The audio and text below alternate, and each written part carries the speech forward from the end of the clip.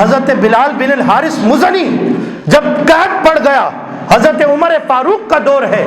پورے شہر کے اندر، پورے ملکوں کے اندر قحط پڑ گیا، کئی سالوں سے بارش نہیں ہو رہی، تو حضرت بلال بن الحارث مزنی آئے، قبر انور سے چپک گئے، رو رہے ہیں کہ یا رسول اللہ آپ کی امت تڑپ رہی ہے، بارش نہیں ہو رہی، آپ کرم فرما دیں کہ اللہ ہو سکتا ہے ان سے ناراض ہو، آپ کرم فرما دیں۔ تو قبر انور سے ابھی چند لمحے ہی گزرے تھے کہ جیسے ہی آنکھ لگی ہے قبر انور کے پاس لیٹ گئے ہیں، اور سرکار دو عالم نے کرم فرما دیا، خواب میں تشریف لائے اور فرمائے اے بلال جا کے عمر کو خوشخبری سنا دو کہ اللہ جلد تمہیں بارش عطا کرے گا،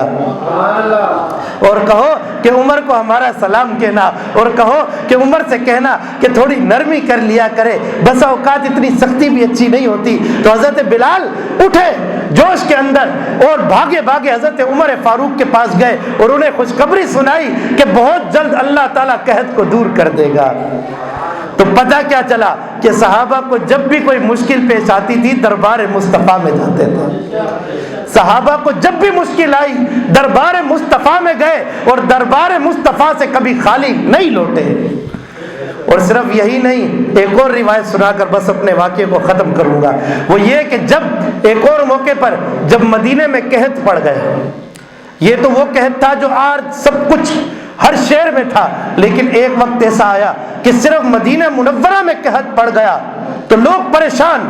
کیونکہ آپ کو پتہ ہے کہ پہلے سارا سلسلہ بارشوں پر چلتا تھا، بارش ہوتی تھی لوگ پانی جمع کر لیتے تھے، اسی پانی کو پیتے تھے، مویشیوں کے لیے بھی جمع کرتے تھے۔ جب قحط پڑ گیا ہر طرف ختم ہو چکا، ہر طرف کیا تو سوکھا لگا پڑا ہے، تو لوگ بھاگے بھاگے مصطفیٰ کریم کے گھر میں آئے اور حضرت عائشہ سے عرض کی کہ آپ تو مصطفیٰ کریم کی زوجہ تھی، تو آپ رسول اللہ سے عرض کریں کہ اللہ سے دعا کریں کہ اللہ تعالی ہم پر کرم فرما دے۔ صحابہ ہیں، ابھی حضرت عائشہ بھی صحابیہ ہے، اور اس دور میں صحابہ اکرام ہیں۔ عقیدہ تو دیکھیں کیا تھا کہ جب بھی مشکل آئے، جس وقت تکلیف پہنچے دربار مصطفیٰ میں چلے جاؤ، دربار مصطفیٰ سے تکلیفیں دور ہوتی ہیں۔ تو حضرت عائشہ کے پاس آئے کہ آپ بارگاہ مصطفیٰ میں عرض کریں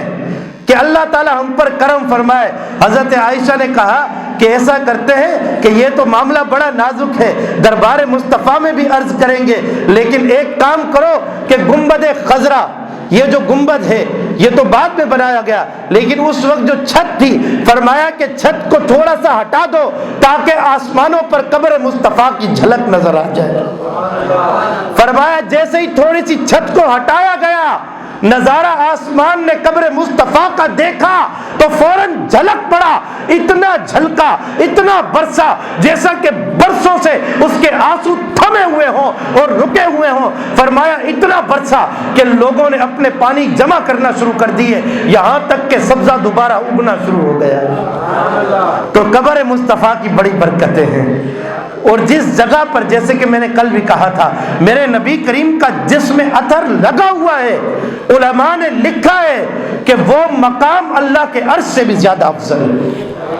بہت سارے لوگ سوال کرتے ہیں کہ مکہ افضل یا مدینہ افضل؟ اگر بات شہر کی جائے تو شہر کے اعتبار سے مکہ افضل، اور اگر بات اس مقام کی جائے کہ جس مقام پر میرے مصطفیٰ کریم کا جسم اطہر لگا ہوا ہے، تو تمام علماء نے لکھا کہ وہ جسم اطہر کے ساتھ لگی ہوئی جگہ اللہ کے عرش سے بھی زیادہ افضل ہے، کیونکہ مصطفیٰ کریم مخلوق میں سب سے زیادہ افضل ہے، سب سے زیادہ افضل ہے، سید الانبیاء ہیں، تو ان سے زیادہ کوئی افضل نہیں ہو سکتا۔ تو اللہ سے دعا ہے کہ اللہ تعالی ہمیں اپنے نبی کی محبت میں زندگی عطا فرمائے، اور ہمیشہ ان لوگوں سے بچتے رہیں جو لوگ حضور کی محبت میں ڈاکہ ڈالتے ہیں، کیونکہ یہ ایمان کا سب سے پہلا حملہ ہے۔ ایسے لوگ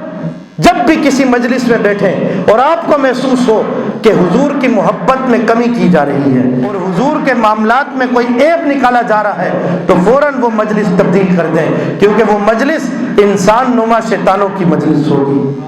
کہ جس میں نبی کریم صلی اللہ علیہ وسلم کے عیب نکالے جا رہے ہوں گے۔ اور آج کل یہ فیشن بن چکا ہے، پہلے لوگ اولیاء پیر و زام اور بزرگان دین کے عیب نکالا کرتے تھے، اور آہستہ آہستہ اب بڑھتے بڑھتے لوگ پھر اب صحابہ تک پہنچے، صحابہ سے اب مقام مصطفیٰ تک پہنچ رہے ہیں۔ تو اللہ سے دعا ہے کہ فتنوں کا زمانہ ہے، اس فتنے کے زمانے میں حضور کی سچی پکی محبت عطا فرمائے۔